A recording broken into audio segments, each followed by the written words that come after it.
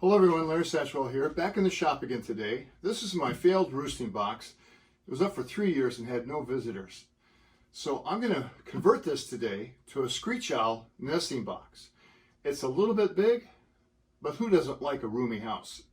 I don't know if we have eastern screech owls in the area. They should be common. I've never heard one, but maybe this will be like the Field of Dreams. If you build it, they will come. The plans, if you look up a screech owl box, call for an 8x8 floor. Well, my floor is a little bit bigger than that. It's about 11 by 9. It also calls for a 3-inch hole, 10 inches up from the top. I have that right here. And the overall height, 16 inches. Well, mine's 20. Well, not from the bottom. Mine's 19. Luckily, I think I just screwed this together, so it shouldn't be a very hard build.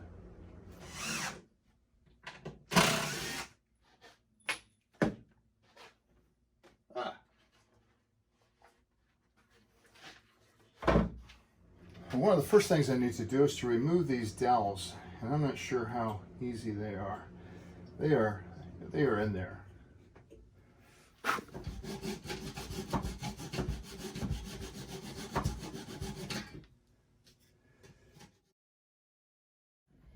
One of the things I want to do differently is I want to recess this bottom inside, and this is old barnwood, so it is not straight at all.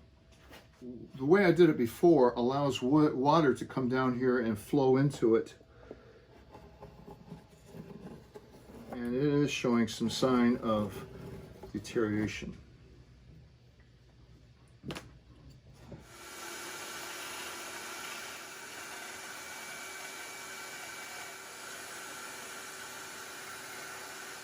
As you can see, even though this was never occupied by birds, it looks like it was occupied by some bugs.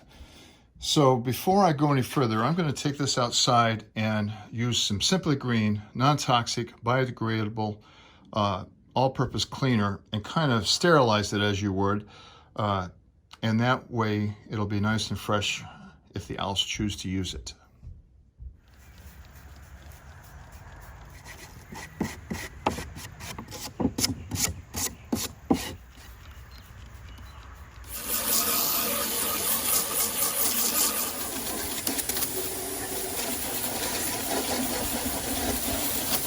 In the sun, go have some lunch, let it dry out. You know, as I was washing this and seeing the hardware cloth in the back, if the owl house fails, this would make a great bat house. All I have to do is partitions in there, leave the bottom open. So I'll leave it up for a year or so as an owl house. Gotta be careful how you say that. Owl house. And then if that fails, I know there's bats here. We'll make it into a bat house. Well, it smells a lot better. I'm going to take this hardware cloth off the back. I'm not sure there's any need to take it off, and I'm not sure there's any need to leave it on. But who knows, I may need it in another project. I'm going to put the bottom recessed 3/4 of an inch up the wall, outside wall.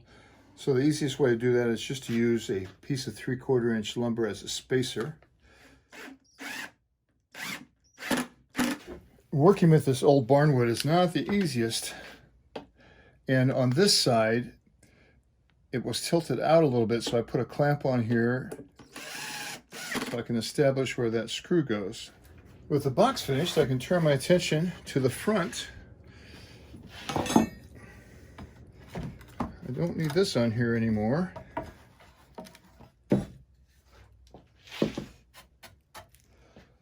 I found some old barnwood. Wow, look at that, fits perfect. That's kind of cool looking. I think I'll put that there. I don't even think I'll trim it. I'm going to screw that from the inside so you don't see the screws. That should do that. Now I'm sure this is interfering with the hole. Wasn't much holding that on. So I need a hole 13 inches from the bottom. So the new bottom is 3/4 of an inch up, so I'm going to put this at 13 3/4.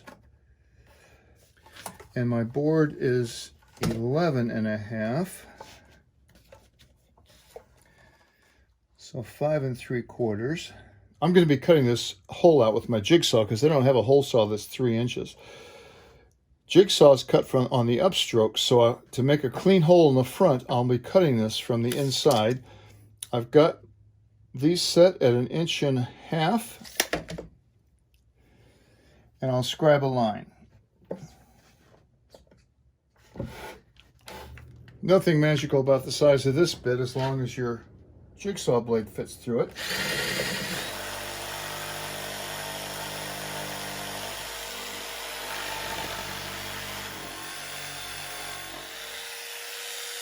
I think I'll take a rasp and clean this up a little bit. This box is heavy, and I'm going to be putting it up behind the barn, and it's going to be a task for me to get it up there. So I'm going to put a French cleat on the back so that once it's up there, all I have to do is hang it. And to make a French cleat, if I were doing a lot of them, I would set my table saw, but my table saw is not the easiest table saw to set at 45. So I've just set my little circular saw here at 45, and I'm going to cut down here and as far as I can. It's also safest because I'm going to clamp it. I've got a little extra down here, and there's a huge knot right here that is unusable anyway.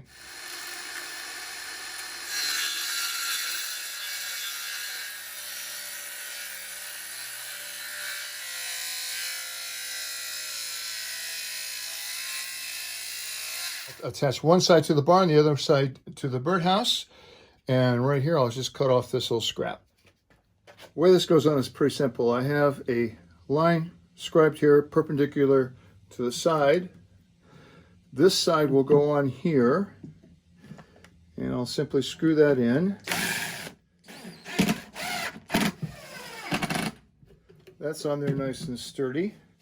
So I'll put this side on the barn and then put that in there. Now, to compensate for this, this is the piece I cut off.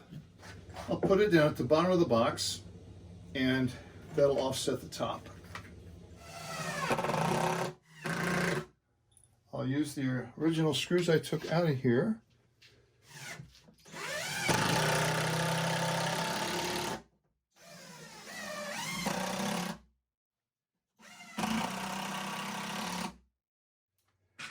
Then I can secure the lid, and with that we're finished.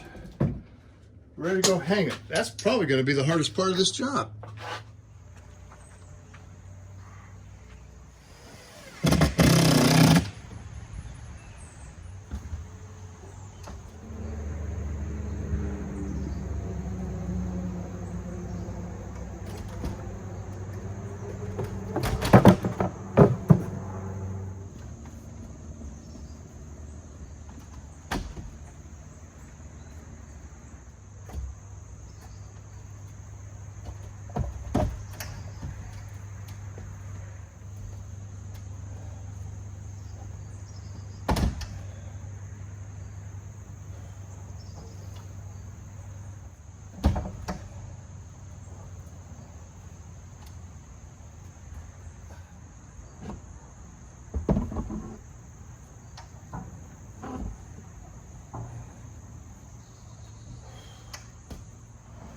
Well, that actually went a lot easier than I thought it would.